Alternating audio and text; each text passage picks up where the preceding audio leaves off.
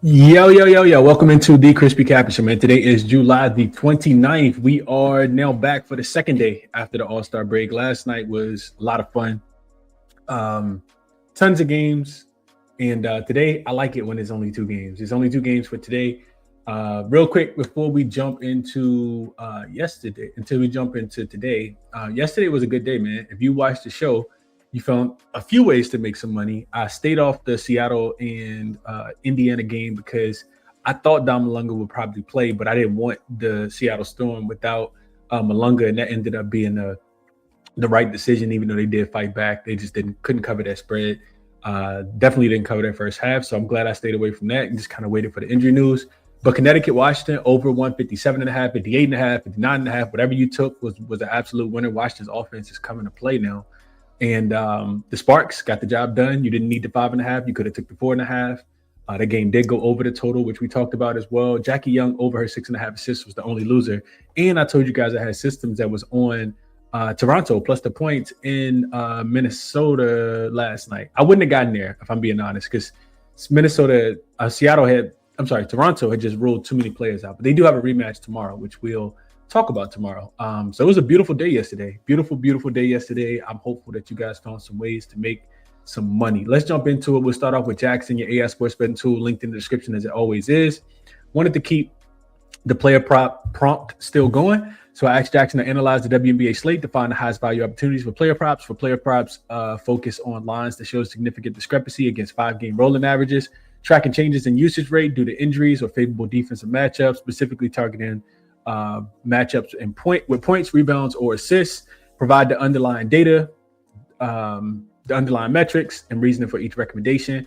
Jackson's favorite player prop today is Paige Bueckers over her 20.5 points. It says she's been on an absolute tear lately, significantly outperforming her season average of 20.88 points per game. Over her last 5, she's averaging 23.4, hitting over the 20.5 line in 80% of those contests. Extending the sample to her last 10 games, she's averaging 24.1 with a 90% hit rate. This consistent upward trend in scoring indicates she is the focal point of the Wings' offensive scheme right now. So it talks about the matchup analysis. It says that the Dallas Wings face an Atlanta defense that has struggled to contain elite scoring guards, while the Dreams' overall defensive rank against the position is listed as second and is strong. Becker's recent volume suggests she's matchup proof. More importantly, the Wings will be without Alana Smith, which she could play today. We'll talk about that, which vacates significant front court touches and defensive attention, likely funneling even more field goal attempts towards Bueckers. So that is the look for today. Paige Bueckers over her 20.5 points, man. You guys let me know what you think about that in the comments. And I don't think I'd be fading Paige right now. Just she's playing, she's hooping on an absolute tear right now. So numbers kind of speak for themselves. 9 out of the last 10, 8 of the last 5. I'm sorry, 4 of the last 5 and 9 of the last 10. She's gone over that, and she's been killing 56% over on the full season as well. So let's jump into it. It's only 2 games for today. We'll start off with Atlanta, Dallas. This is the first game. Of course, both teams. First game after the All-Star break. It looks like the spread had come down. It had come down to 1.5. It looks like, I mean, the number is still kind of all over the place. Like you can get, matter of fact, let's just go money line real quick. You can get Dallas money line at minus 110 on FanDuel, minus 105 on Caesar on BetMGM, and you can get Atlanta money line at minus 110 on Caesars as well. So true pick pretty much. Total does look like it's about 181. No, I don't think that's moved a lot. 181.5 is the total, the consensus right now. So jumping into the matchup, first we look at the injury report, and I think outside of Alana Smith, let me just double check. I think outside of Alana Smith, game time decision for the Dallas Wings, and then Tahina Papao continues to be out on the Atlanta side of things. They need to just probably get her out of Atlanta if they're not going to have her running the backup point guard position, but that's neither here nor there. As far as the game goes, man, I was thinking about this one because these lines have been out for a while. I was thinking about this one for a while. I kind of think, even though the line is coming down, with Atlanta taking some money and pushing this, getting this down from 1.5 down to 1 and to a pick on some books, I still kind of think that Dallas is the right side in the game. I think that they're better than Atlanta.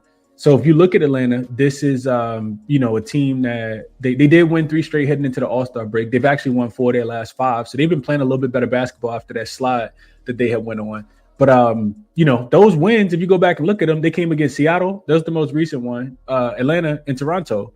And Chicago. Those are the 4 of their last 5 wins. And now they get a team in the Dallas Wings is playing, some of the best basketball that we're seeing. Dallas is like an upper echelon type team. That can, go to toe-to-toe with pretty much anybody right now. They're playing really, really good basketball. Other thing about Atlanta is they've only covered 1 of their last 10 spreads. So I think, just kind of looking at Dallas, I know that I think they won the game right before the All-Star break, having to come from behind, which neither one of these teams are good in the first half. But they had to come from behind, I think, in Portland with Paige Beckers in. Atlanta has already won both matchups as well against Dallas this season. The first one was back on the 12th of May. They beat Dallas by 5, and then they beat them as a 1.5 point favorite. They beat them by 7 as well, and that was a home game.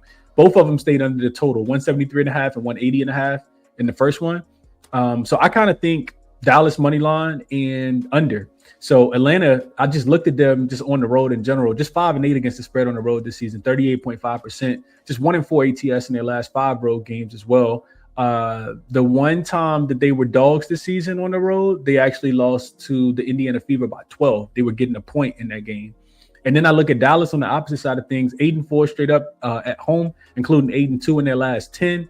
The one loss that the most recent loss that they had came to the Libs when they were without Paige Beckers. And that was a game that they took New York to overtime, and they were playing on the second leg of a back-to-back. So other than that, the only other loss came to the Lynx, which, I mean, you can't, it's the Lynx, right?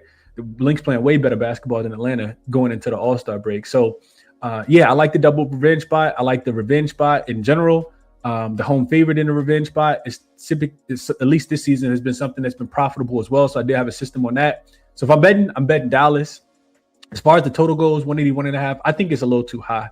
Dallas is the under team at home. They played 12 home games so far this season, 8-4 to the under, staying under by about 9 points per game. If Dallas is in a home game with a high total, so just 175 or higher, at 5-2 to the under, those games are staying under by about 9 points per game. And then I looked at, just when 2 good teams play each other after the All-Star break. So not just before the All-Star break. Now I can start adding some of this AASB, which is after the All-Star break and data query language to some of these trends, and they go under about 57% of the time. That's a 93 game sample. Also, like, just to kind of give you guys some full detail, like when I was looking into this matchup, a lot of the things that Atlanta likes to do, Dallas takes away, and vice versa as well. Like not to say that Dallas won't struggle, which is why we see a 1 point spread, but Atlanta is a team that they score a bunch of points off turnovers. Well, actually, they don't score they do score a bunch of points off turnovers. And they get a lot of points off turnovers. Dallas doesn't give up a lot of points off turnovers. Atlanta gets a lot of second chance points. Dallas is actually number 3 in the league as far as second chance points, allowing second chance points. Atlanta likes to score in transition, like get out in fast break. Dallas is pretty good. They're not the best in the world, but they're 6th as far as fast break points allowed. So I do think that, Atlanta could potentially struggle. Atlanta, like to get it off the glass with Angel Reese, number 1 in offensive rebounds.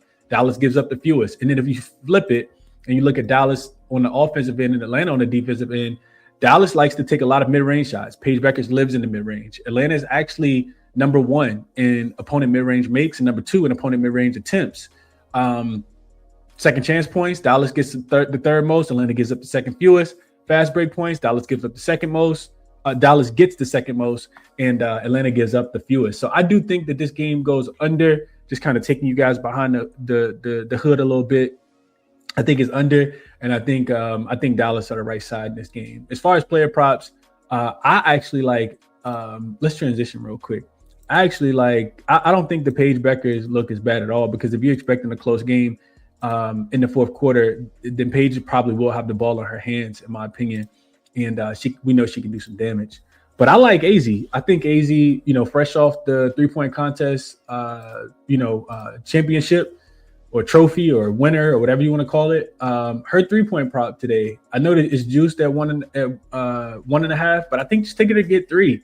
This is the Atlanta team that, they're not the greatest 3-point defense. We can see that as far as 3-point makes allowed, they give up their 9th ranked. And AZ just been hooping as of late, So 1.5 is going to be super juiced, but you can take this to 2.5 and get plus money. You can see that in her last 10 games. She's hit the over 7 of them, but more importantly, in a really good rhythm. She's hit it in 5 straight games, 6 of her last 7 as well.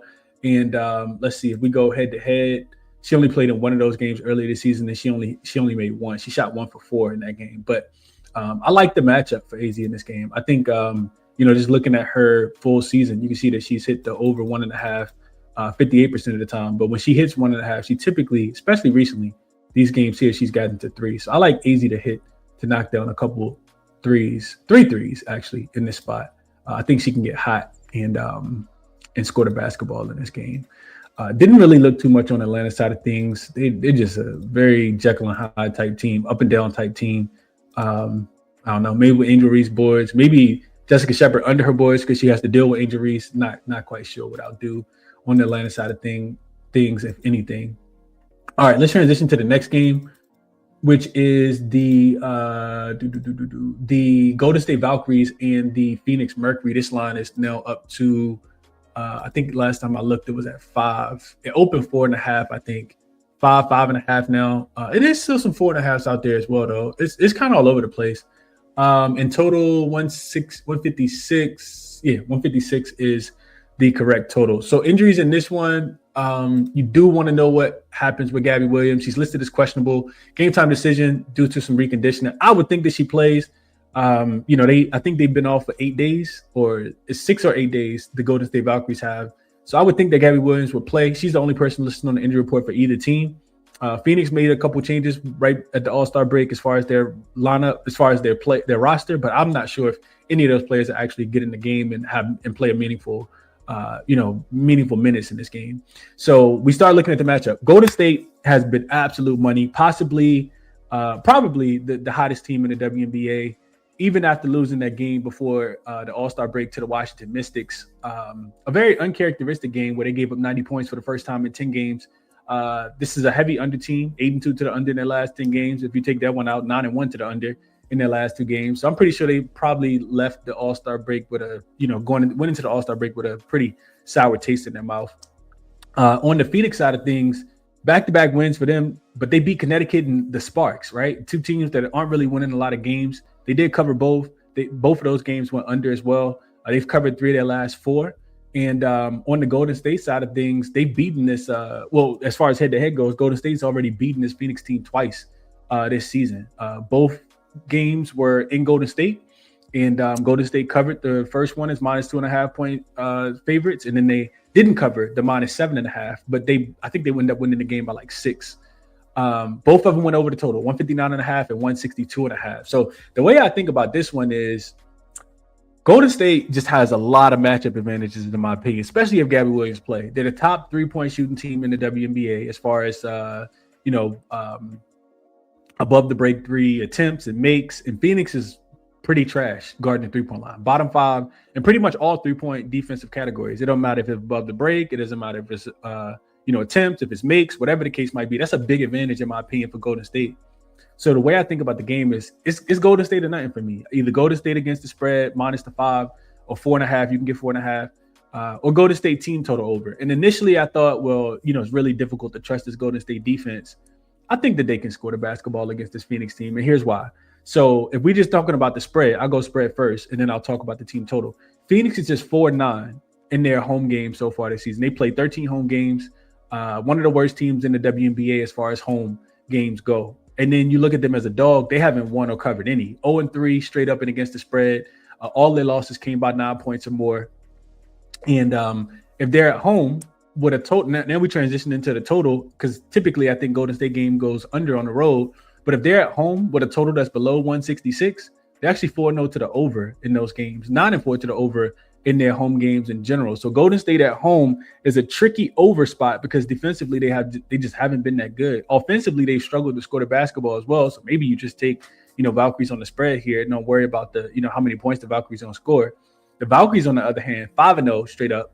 And when they're playing a road game as a favorite, in the only 2 games that they didn't cover, they were laying 9 against Seattle and 8.5 against the Tempo, which that game actually closed 8.5, but they covered the opening line. So I say all that to say that the two spreads that they didn't cover were actually bigger spreads. They've allowed just 68 points per game and have held 4 of their 5 opponents under the team total for the Phoenix Mercury, which is 76.5 in this spot. And we know that the Phoenix Mercury don't play super fast. They're the 4th slowest paced team, and Golden State, of course, the slowest paced team in the WNBA. So for me, it's Golden State in this one. I think 4.5 is, I'm not going to say a gift, but I do think that Golden State's 4.5 points better than this Phoenix team. And you're getting a little bit of a discount because Golden State is on the road in this spot. So Golden State for me and Dallas in this one. From a player prop perspective, I was looking at, like, it's really difficult to want to bet on a Golden State Valkyrie player, especially when they have a full healthy rotation, because like Natalie Nakase just throws anybody out there and they can all kind of contribute. And that's what you love about the Valkyries.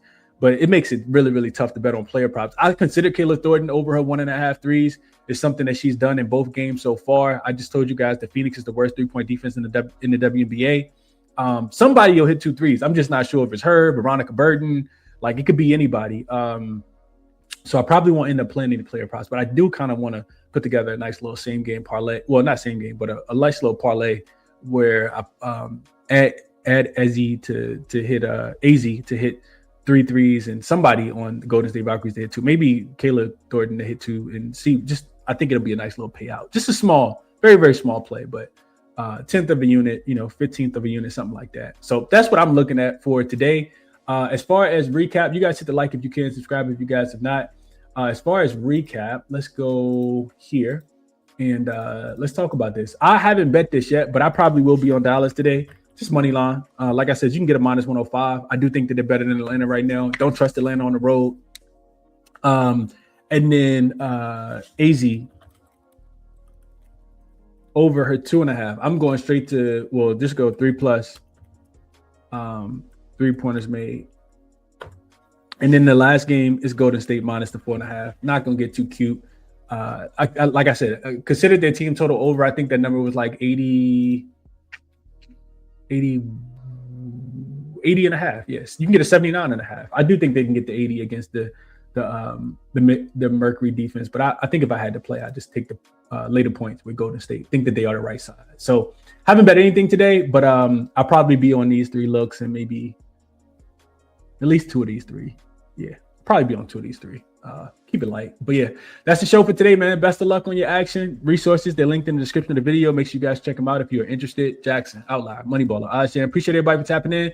Y'all enjoy the day, man. 3 more games tomorrow, and we'll be back on Thursday.